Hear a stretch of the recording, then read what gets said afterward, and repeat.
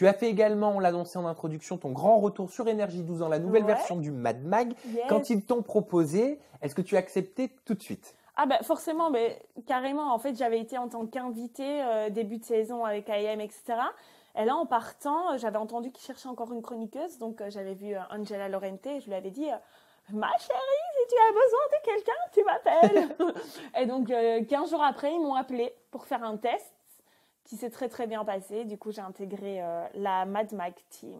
Qu'est-ce que tu penses de cette nouvelle version? Bon, tu vas pas m'en dire du mal, ça j'en suis sûr. Mais qu'est-ce que tu penses? Parce que ça a dû quand même un petit peu te dérouter. C'est pas la même version que celle que tu avais connue avec Mathieu. Hein. C'est pas du tout la même version. Par contre, je me y sens beaucoup mieux. Donc, c'est-à-dire que je préfère la team.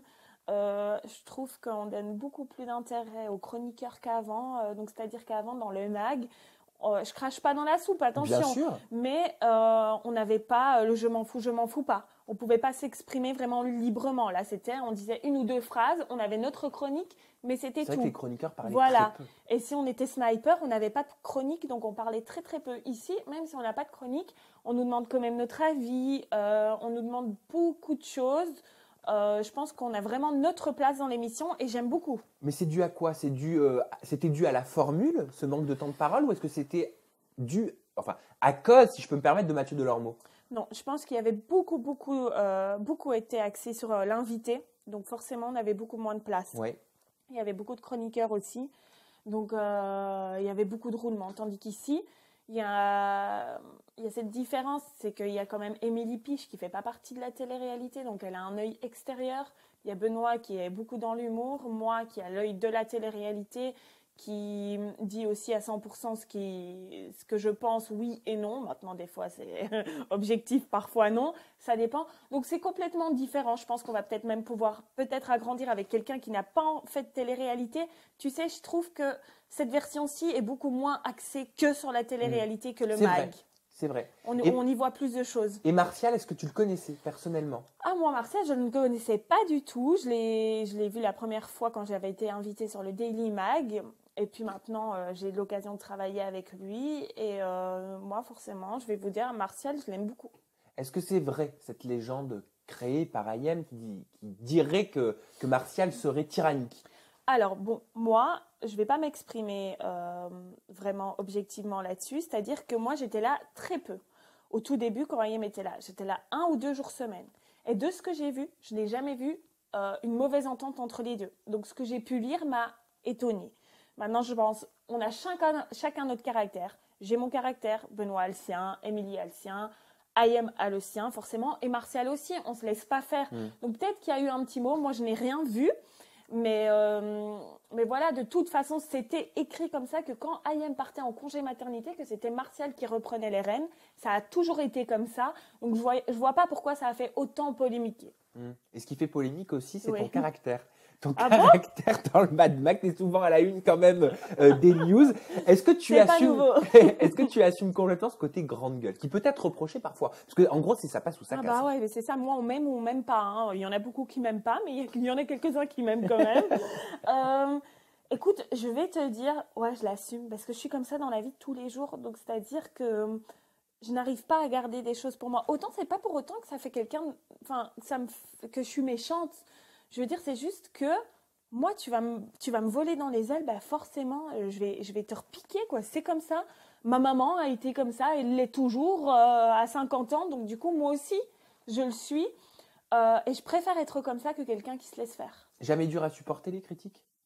Les critiques, c'est très dur à supporter, forcément. Je vais te dire, le tuteur, je lis 1 fois sur 2, parce que forcément, la seule chose qui ressort à chaque fois, c'est sur mon physique, comme quoi que je suis une grosse baleine échouée, etc.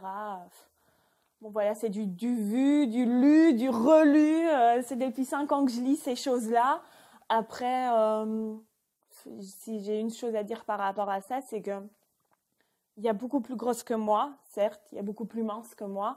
Maintenant, ceux qui n'aiment pas, ben, me suivez pas, me regardez pas, quoi. Ce qui fait polémique également, c'est la formule du Mad Mag qui est quand Ouais. même aussi beaucoup critiquée. Tu sais, il y a beaucoup de candidats, notamment des anges, qui ne souhaitent Plus plus revenir. venir dans le Mad Mag. Toi, est-ce que tu comprends leur état d'esprit? Alors, je peux comprendre, certes, car il y a des magnétos qui font pas toujours plaisir. Et puis parfois, je peux me mettre à leur place, quoi. Il y a des choses qui font pas plaisir, qui font mal au cœur, et puis du coup, bah, t'as plus envie d'aller sur le plateau. Je peux comprendre. On essaye vachement de faire attention. Maintenant, il faut savoir que tout ce qu'on dit est vraiment au second degré. On n'y pense pas vraiment, tu vois, quand on parle du Nico belge, que voilà, il sait rien faire d'autre, que de pécho des meufs, etc. Forcément, nous, on trouve objectivement que c'est un très très beau garçon. Il n'a pas eu de chance. Et puis forcément, je trouve qu'il mérite mieux que ces filles-là avec qui il s'est ramassé des râteaux. Mais on est dans de la télé. De la télé, ça reste de la télé. Donc, c'est-à-dire qu'on est obligé de faire des vannes. On est obligé de faire du too much.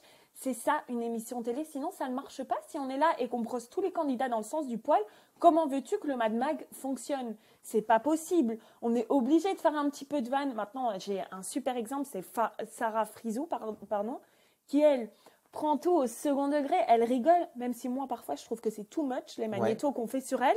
Elle-même, elle en rigole, pour te dire, tu vois. Elle a beaucoup d'autodérision. Ouais. Voilà. Maintenant, ce que je pense, c'est que l'ange pourrait quand même venir sur le plateau. Et là, je prends l'exemple d'Aurélie. Elle pourrait venir. Je pense que ça serait mieux vu de venir et de nous remettre en place et qu'on en parle ouvertement que de nous planter et qu'on mette une poupée gonflable à sa place. C'est encore pire, je trouve, pour son image. Ça, vous l'assumez complètement, la poupée gonflable? À partir du moment où ça a été un choix des producteurs, etc., bah forcément, oui, on l'assume. C'était marrant, avant tout, ça c'est sûr et certain. Ça n'avait rien à voir avec le physique, c'était juste que c'était marrant. Maintenant, elle, si elle veut pas ce genre de choses, il vaut mieux venir et nous dire. Moi, je m'en fiche. Moi, en tant qu'invitée, tu peux venir. Non, mais Aurélie, tu as vu ce que tu as dit sur moi. Moi, je veux mettre les points sur les i avec toi, etc. C'est une joie pour moi de pouvoir tout rectifier et de mettre les points sur les i et dire non, mais attends, tu sais, j'ai dit ça parce que si, parce que ça. Peut-être que je n'ai pas tous les éléments. Explique-moi. Tu sais? Oui, bien sûr. Vraiment, ouvertement. Et quand l'émission dans laquelle on travaille est dans la ligne de mire du CSA, est-ce qu'on se remet aussi en question en tant qu'équipe? Ah bah ça c'est sûr et certain, mais il faut savoir qu'après 2 avertissements, on peut quand même arrêter, stopper l'émission carrément. Donc ça c'est clair et certain qu'il faut faire attention et je peux comprendre. Il y a quand même des enfants qui regardent l'émission. Moi, même dans ma famille proche, on me dit parfois, bah, écoute, je peux pas te regarder parce que j'ai des enfants de 4 et 6 ans et que des fois ça dérape un petit peu. Donc forcément, il faut regarder par rapport à notre cible. On a des enfants maintenant pas trop jeunes non plus parce que les anges, c'est quand même aussi trash, hein, on va pas se mentir. Mais on doit nous-mêmes faire attention à ce qu'on peut dire en direct. Et ta rentrée, elle s'annonce comment? Ben, j'ai envie de te dire qu'elle s'annonce très très bien. Je vais continuer sur le Mad Mag. Ah, ça, c'est sûr et certain bravo, en tant que chroniqueuse. Merci. Et maintenant, j'espère évoluer petit à petit dans ce milieu-là. Donc pour l'instant, le Mad Mag, ça continue à la rentrée de septembre. Je crois que vous reprenez fin août. Oui. Tu seras également sur cette formule-là. Et tu as envie quand même, j'imagine, d'évoluer au sein d'Énergie 12. J'aimerais bien évoluer au sein d'Énergie 12. Pourquoi pas, on l'a vu, Amélie, elle part en tant que présentatrice pour une certaine émission. Ex on the Beach. Pourquoi pas faire de même pour autre chose ou avoir une petite chronique. J'aimerais beaucoup apporter ma petite touche en tant qu'une petite chronique sur le Mad Mag. On verra tout ça. Tout est en discussion. En tout cas, ce qui est sûr et certain, c'est que je suis là à la rentrée et que j'espère être là pendant toute l'année.